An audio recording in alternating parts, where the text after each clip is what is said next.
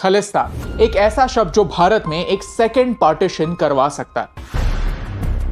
पिछले कुछ दिनों में पंजाब में कुछ ऐसी डेवलपमेंट हुई है जिससे 1980s का ये डेंजरस शब्द वापस उभर कर आया। क्या है खालिस्तान? क्यों कुछ लोग सिखों के लिए एक अलग देश की मांग कर रहे हैं और इससे हमें क्या फर्क पड़ता है? आज का वीडियो हमारा आज तक का सबसे कंट्रोवर्शियल वीडियो हो सकता है, लेकिन ये वीडियो बनाना बहुत जरूरी है। वीडियो काफी इंटरेस्टिंग है और इस वीडियो के एंड में एक काफी इंपॉर्टेंट मैसेज है जो हर इंडियन तक पहुंचना जरूरी है। तो प्लीज इस वीडियो को शेयर करना ना भूलिए। Chapter 1 what happened. हम ये वीडियो क्यों बना रहे हैं? क्योंकि पंजाब में पिछले कुछ हफ्तों में कुछ ऐसा हो रहा है जो हमें हमारे डार्क पास्ट की याद दिलाता है। ये है अमृतपाल सिंह। 6 महीने पहले आपने ये नाम सुना भी नहीं होगा, लेकिन आज ये इंसान पंजाब का एक बड़ा लीडर बनकर उभर रहा है, जिसे लोग भिंद्रानवाले 2.0 कहते हैं। दीप सिद्धू फार्मर्स प्रोटेस्ट के दौरान काफी कंट्रोवर्शियल फिगर बन चुके थे। उन्होंने वारिस पंजाब दे नाम का एक सोशल ऑर्गेनाइजेशन शुरू किया। दीप सिद्धू के डेथ के बाद अमृतपाल सिंह इस ऑर्गेनाइजेशन के हेड बन गए।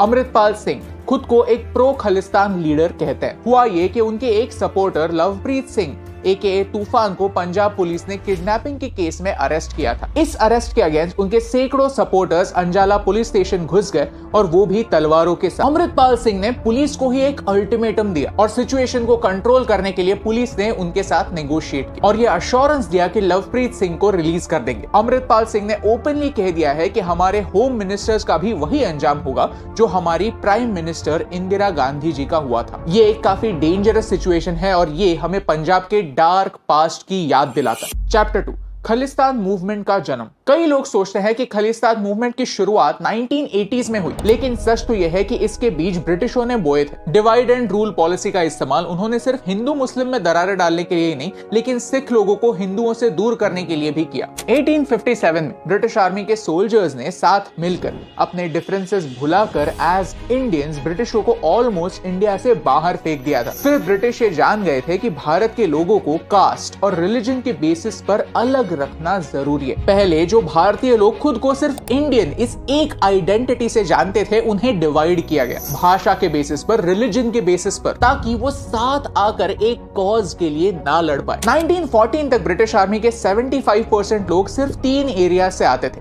नॉर्थ वेस्ट फ्रंटियर, पंजाब और नेपाल। भाषा के बेसिस पर होने वाला ये डिवीजन लोगों के मन में एक डर पैदा करता गया कि जो भाषा डोमिनेंट होगी वही भाषा बोलने वाले लोगों को बेहतर रिप्रेजेंटेशन मिलेगा, उन्हें ज्यादा हक होंगे। 1947 में आजाद भारत कैसा होगा, स्टेट्स किस बेसिस पर बनेंगे, ऐसे कई सवाल हमारे सामने थे। तब पंजाबी सूबा मूवमेंट ने एक पंजाबी स्पीकिंग स्टेट बनाने की मांग की।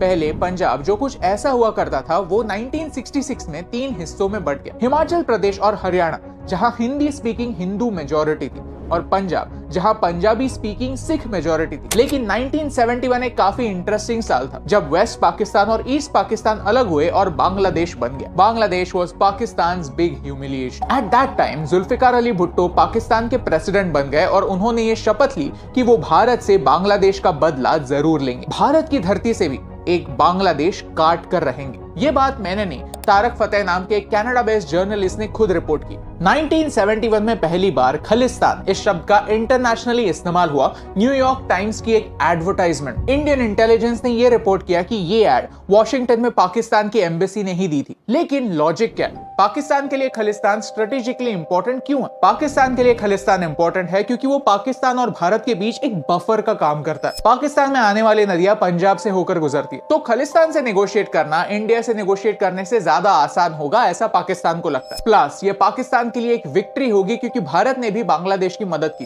खालिस्तान मूवमेंट को पाकिस्तान सपोर्ट करता है। ऐसा बार बार इसीलिए लगता है क्योंकि जब भी आप खालिस्तान का मैप देखते हैं तो वो कभी भी पाकिस्तान साइड के पंजाब को उसमें इंक्लूड नहीं करते। चैप्टर 3 खालिस्तान मूवमेंट और वायलेंस। मीनवाइल इंडिया में क्या हो रहा था? पंजाब एक सेपरेट कॉन्स्टिट्यूशन की मांग कर रहा था। पाकिस्तान की इन्वॉल्वमेंट से पहले ही 1967 में अकाली दल ने जम्मू और कश्मीर के आर्टिकल 370 की तरह पंजाब के सिख लोगों के लिए भी स्पेशल स्टेटस की मांग रखी। 1973 में उन्होंने आनंदपुर साहिब रेजोल्यूशन पास किया जिसमें कई सोशो इकोनॉमिक रिफॉर्म्स के साथ साथ सिख सुप्रीमेसी की भी डिमांड थी। और तभी एक नया लीडर सामने आया, जरनैल सिंह भिंद्रानवाले। उन्होंने पंजाब के यूथ को रेडिकलाइज करना स्टार्ट किया और एक सिविल डिसोबीडियंस मूवमेंट की शुरुआत हुई। नाम था धर्म युद्ध मोर्चा। शुरुआती दिनों में उन्होंने फोकस आनंदपुर साहिब रेजोल्यूशन की डिमांड्स पर किया, लेकिन आगे जाकर उनके एक्शंस एक्सट्रीमिस्ट होने लगे। उन्होंने एक मिलिटेंट और radical version of Sikhism promote किया और पंजाब के सबसे वायलेंट पीरियड को शुरू किया। उन्होंने खालिस्तान लिबरेशन फोर्स शुरू की। किडनैपिंग्स, किलिंग्स, बॉम्बिंग्स पंजाब में कॉमन हो गए थे। कई सिख लोग थे जो इस खालिस्तान मूवमेंट को अपोज करते थे,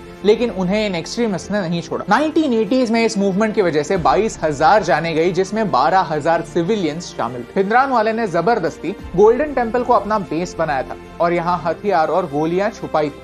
6 जून 1984 को हमारी प्राइम मिनिस्टर इंदिरा गांधी जी ने ऑपरेशन ब्लू स्टार कंडक्ट किया और इस आतंकवादी को मार गिराया, लेकिन इसमें कई सिविलियन कैजुअलिटीज भी हुई। कुछ एक्सपर्ट्स का मानना है कि टोटल कैजुअलिटीज 3,000 से भी ज्यादा थी। कुछ ही महीनों बाद इंदिरा गांधी जी को असैसिनेट कर दिया गया और इसके बाद नॉर्थ इंडिया में एंटी सिख रायट्स हुए। ऑफिशियल फिगर कहता है कि इन रायट्स में 3,500 जाने गई, लेकिन इंडिपेंडेंट रिसर्चर्स कहते हैं कि ये नंबर 8,000 से 17,000 इतना है। 2011 में ह्यूमन राइट्स वॉच ने यह रिपोर्ट किया कि भारत ने उन लोगों पर अभी तक एक्शन नहीं ली है जो इन राइट्स के लिए जिम्मेदार थे। हुआ ये कि इन टर्बुलेंट सालों में कई सिख लोग डिस्प्लेस हो गए। कई लोग भारत छोड़कर दूसरे देशों में बस गए और उन्हें ये विश्वास हो गया कि भारत में उन्हें जस्टिस नहीं मिलेगा। ये भारत के लिए एक बड़ी हार थी। आज ऐसे कई ऑर्गेनाइजेशन है जो देश के बाहर से देश के अंदर लोगों को भड़का रहे हैं और सपोर्ट के नाम पर उन्हें खालिस्तानी सपोर्टर बनाने की कोशिश कर रहे हैं। उनका ऑब्जेक्टिव एक ही है कि खालिस्तान की मांग को रिवाइव करो। चैप्टर 4, आज का कॉन्टेक्स्ट। अब भिंद्रानवाले को गुजरकर 40 साल हो गए। खालिस्तान मूवमेंट भी ठंडी पड़ गई थी, तो आज क्यों हम इसके बारे में वापस डिस्कशन कर रहे हैं? क्योंकि सच तो यही है कि कुछ सवाल जो 1970s में उभर कर आए थे वो आज भी उभर कर आ रहे हैं। आपने आजकल के कई स्पीचेस में ये टर्म सुनी होगी, यूनियन ऑफ स्टेट्स। कई बुद्धिजीवी कहते हैं कि भारत एक देश नहीं, भारत एक यूनियन ऑफ स्टेट्स है। वो इंप्लाई ये करना चाहते हैं कि स्टेट और सेंटर दोनों में पावर डिवाइडेड होनी चाहिए। सेंटर के हाथ सारी पावर कॉन्सेंट्रेटेड नहीं होनी चाहिए। इस पॉइंट को लोगों तक पहुंचाने का तरीका इससे गलत नहीं हो सकता, क्योंकि इससे कई स्टेट्स को यही मैसेज मिलता है कि आप वायलेंट बनो, आपको भारत कभी भी आपके हक नहीं दे पाएगा, तो आप उसके लिए लड़ो। क्योंकि 1970s में अकाली दल ने भी सेम बातें की थी जब उन्होंने आनंदपुर साहिब रेजोल्यूशन में पंजाब के लिए और ऑटोनॉमी की मांग की थी। History does not repeat itself but main do. आज सोचने जैसी बात कि दुबई से आने वाला एक 29 साल का बंदा अचानक से सिख लीडर कैसे बन जाता है, कैसे वो अचानक से इतनी बड़ी फॉलोइंग पाता है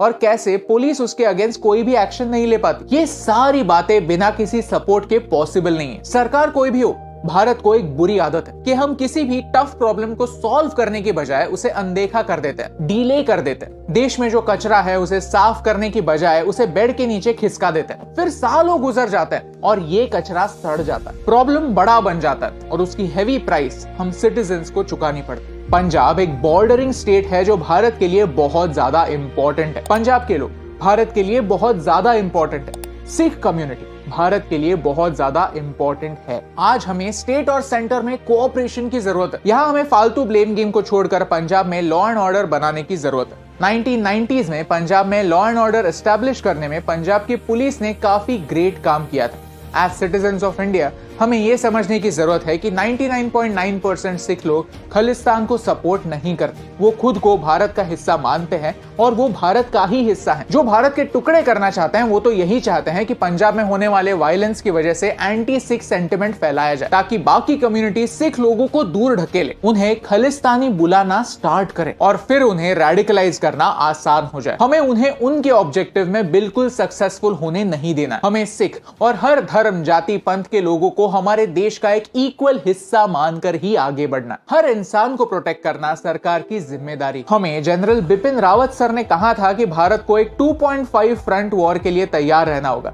जहां हमें डेंजर सिर्फ बाहर से ही नहीं अंदर से भी होगा। We need to remember, ships don't sink because of the water around them.